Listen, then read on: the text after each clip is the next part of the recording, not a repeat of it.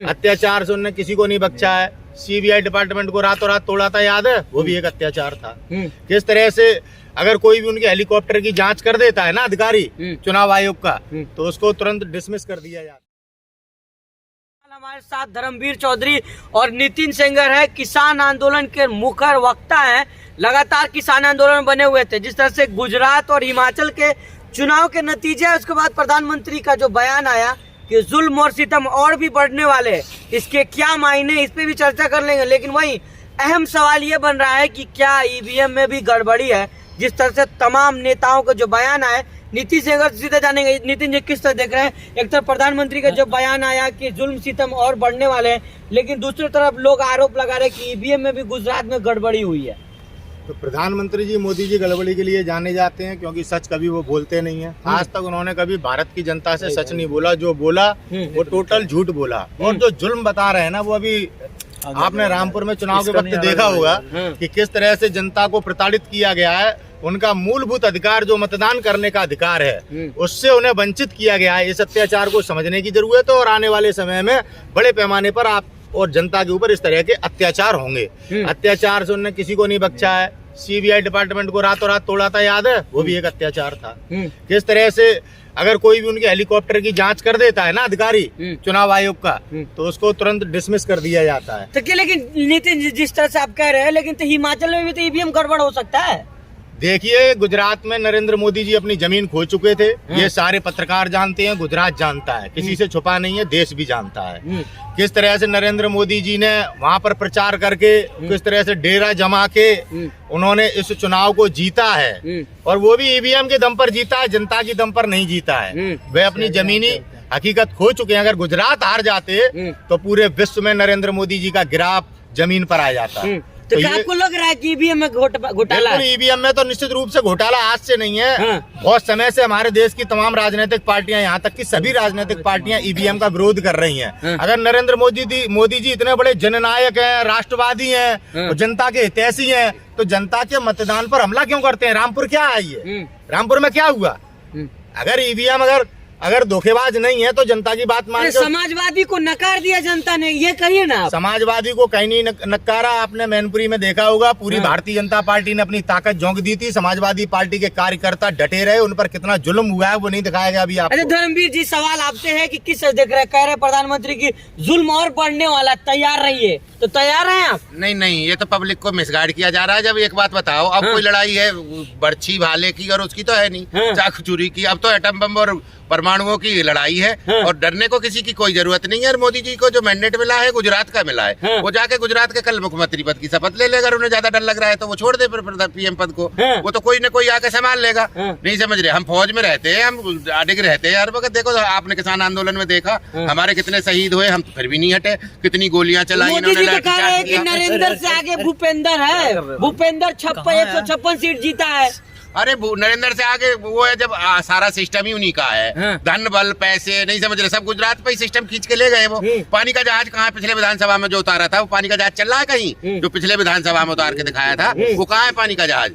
जो इन्होंने दिखाया था कि हमारा यहाँ से व्यापार होगा, निकाल के मोदी जी गए थे पानी के जहाज में, चला वो आज तक नहीं चला। बोला ट्रेन चल गई, चल तो रही है। अहमदाबाद से लेके बम्बई चल गई। अभी तो उसकी नींव भी नहीं रखी, फाउंडेशन भी नहीं रखा गया, कहीं भी लैंड भी एक्वायर नहीं है। झूठ पे झूठ सारे प्रोजेक्ट। जनता कैसे चुन रही है उनको?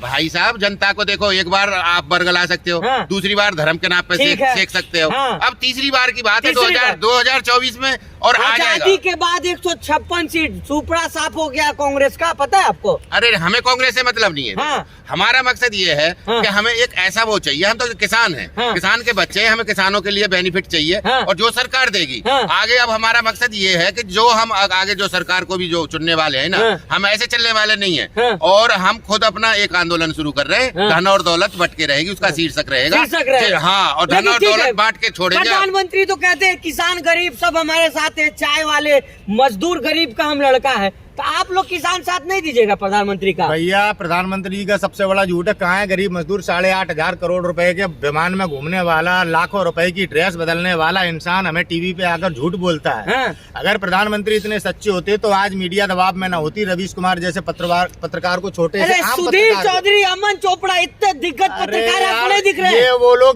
वो दलाल हैं जिन्होंने हमारे देश के चौथे स्तंभ की दलाली की है यार।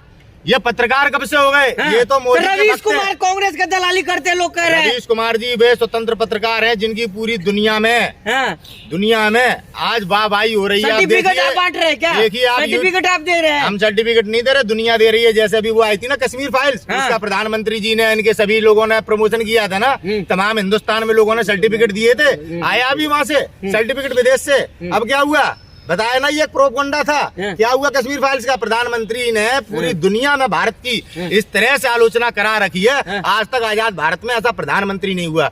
हमारे देश ने अपने सभी निकटवर्ती देशों को लेकर दुनिया में अपने आप को आगे बढ़ाया और खुद को साबित किया, भारत के मजबूत लोकतंत्र को। जब से नरेंद्र मोदी देश के प्रधानमंत्री बने हैं, हमारे आसपास के जो हमारे सहयोगी देश थे, उन सभी देशों की मिट्टी खराब हो चुकी है और अमन तब भारत का है। जो कह रहे हैं ना बुरे, अभी डर का माहौल जो ये पैदा कर रहे हैं, नरेंद्र मोदी जी ने 2 दिन पहले भाषण दिया है, ये देश को डराया जा रहा है। हम पर और जुल्म होगा। जो नागरिक आज अपनी लड़ाई लड़ रहे हैं, संविधान को बचाने की लड़ाई जो लोग लड़ रहे हैं, उन लोगों पर जुल्म होंगे। जो लोग आज न्याय के लिए लड़ रहे हैं, उन लोगों पर जुल्म होंगे। जैसे किसान आंदोलन में हम किसानों के ऊपर जुल्म हुए थे। याद रख लेना, ये सीधे तौर पर नरेंद्र मोदी जी ने धमकी देश की जनता को दी है। आज तक जनता का कोई हित का कार्य नहीं किया है। पुलवामा क्या हुआ? कोई जवाब दे ही नहीं। दूसरों पे बड़े बड़े आरोप लगाते हैं, रफेल, आज तक कोई न्याय मिला? बोलिए ना, गुजरात के जीत का बोलिए ना, तारीफ करिए ना मोदी जी का। मोदी जी का हम तारीफ क्यों करें? क्या हम दलाल हैं क्या? 156 सीट जीते, 56 इसका छाती। बेईमानी की सीट है। अभी कल चुनाव करा ले तो औकात सामने आ जाएगी बैलेट पेपर पे। अरे धर्मवीर जी, मतलब मोदी जी का जीत को आप लोग नहीं मानिएगा कि वो जीते यार, हैं? सारा मैनिपुलेशन है उनका। नहीं समझ रहे, वहाँ पब्लिक उनके डर की वजह से नहीं बोलती है। हिमाचल में सही हुआ, जब गुजरात में गड़बड़ हो गया। सुनो ना, जब IAS 7 IAS को इन्होंने जेल करा दी, तो वहाँ आम पब्लिक की क्या हैसियत है जो उनके सामने देखे? हिमाचल में क्या हुआ भाई साहब? इनकी जो ऊपर वाली टीम है ना, सारा सिस्टम है जो RSS का जो सिस्टम है, वो पूरा पुलिस को, अपना संस्थान को, सबको अपने मुट्ठी में कर लेता है। करना चाहिए ना। अरे हिमाचल में नहीं किया ना। आप एक बात बताओ, हिमाचल में करके, उनको छोटा राज्य है हिमाचल, और उसमें अगर कर देते तो वो सारी चीजें खुल जाती। क्योंकि हिमाचल बहुत अवेयर था, अवेयर होने की वजह से उसने पहले ही कह दिया था कि हो सकता है EVM में गड़बड़ी हो। वहाँ ये सिस्टम अपना नहीं बैठा पाए। जहाँ इनका जो प्रशासन है, जिस पर ये प्रेशर दे लेते, वहाँ बैठा देते। जहाँ भाजपा जीतती है EVM आ जाता है, जहाँ कांग्रेस जीतती है, कोई पार्टी जीतती है, EVM सही होता है। आप भी समझदार हैं। अगर हिमाचल में भी उस तरह करते जिस तरह से गुजरात में किया है, हिमाचल की जनता कुछ अलग टाइप की जनता है। गुजरात की जनता कौन है? गुजरात की जनता पिछले 27 सालों से दबाव में रह रही है। आपको गोधरा कांड याद है या नहीं है? तब से गुजरात में नागरिक बोलने से डरता है। आपको ये समझना होगा। अगर यही चीज खुले बोल रहे हैं, चीज खुले बोल रहे हैं, आपको करने डर नहीं है? हमारे जैसे बहुत सारे लोग खुले तौर पर बोल रहे हैं, मैं अकेला नहीं बोल रहा हूँ। और जो बोल रहे हैं, आप जैसे तमाम पत्रकार हैं, वो जेल भी काट रहे हैं, और हमारे जैसे तमाम जो लोग बोल रहे हैं वो मर भी रहे हैं, और वो भी जेल काट रहे हैं। इस वास्तविकता को नहीं छुपाया जा सकता।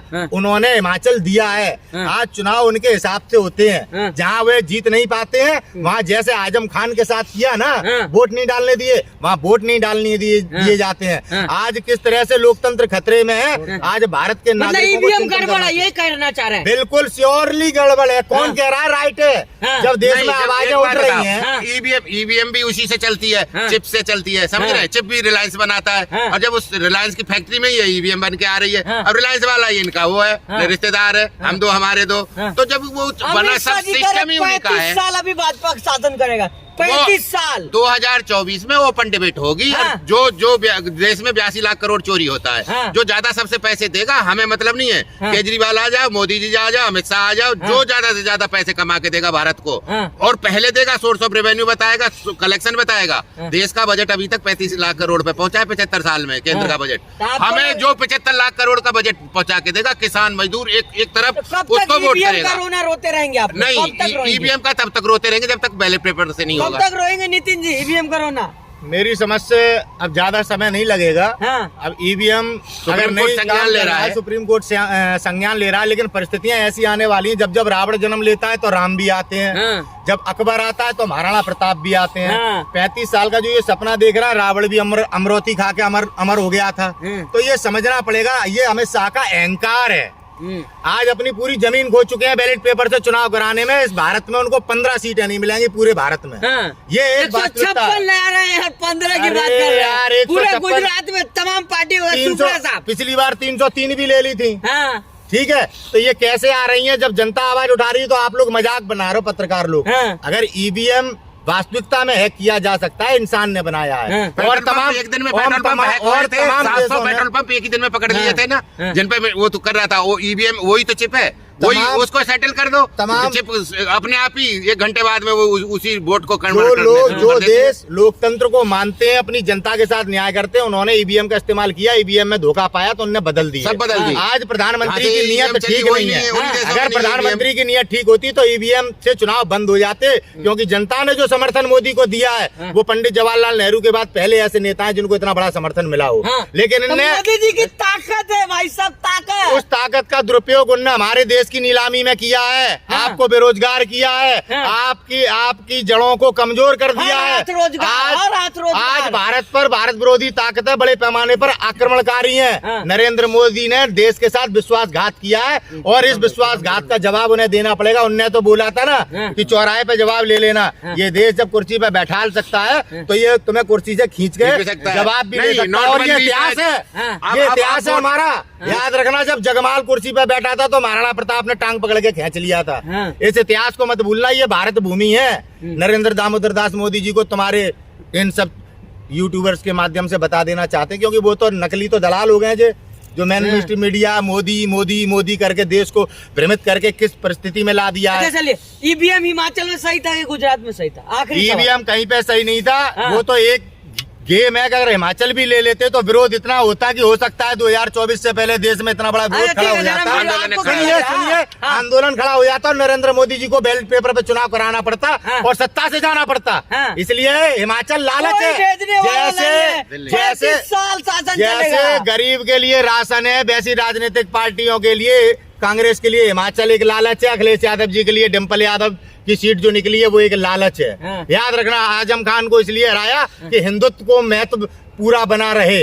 आपको समझना पड़ेगा, भारतीय जनता पार्टी तोड़ने की राजनीति कर रही है, देश बेच रही है। ये विश्वसनीय लोग नहीं है। नहीं, चलिए ठीक है। आपको क्या लग रहा है, हिमाचल में सही था ईवीएम? देखो, 1 मिनट में जब मैंने बता दिया ना, जब चिप सेट हो सकती है कोई भी चीज है, आपको आपके हर चीज कहीं भी कर सकता है। आपकी नजर में ईवीएम सही है? आप इस देश में पत्रकारिता कर रहे हैं, लोगों तक हमारी आवाज पहुंचाते हैं, आप क्या ईवीएम को सही मानते हैं? तो सही नहीं है तो कैसे चुनाव हो रहा है? चुनाव कोई विरोध क्यों नहीं कर रहा? कोई पार्टी कौन नहीं कर रहा? कोई कर रहा है, वकील नहीं कर रहा। सड़क पे आना चाहिए ना। भानु प्रताप सिंह सुप्रीम कोर्ट के लॉयर हैं, वो भी करते हैं। कौन सी राजनीतिक पार्टी ईवीएम का विरोध करे? अखिलेश यादव ने कितने बार मीडिया में बोला? राहुल गांधी सड़क पे, मायावती ने मीडिया में बोला, सड़क पे आए, सड़क पे मतलब क्या सब लोग ट्वीट कर दे रहे? ये सारे लोग मर जाएंगे तब आपको लगेगा विरोध? चलिए ठीक है, बहुत शुक्रिया।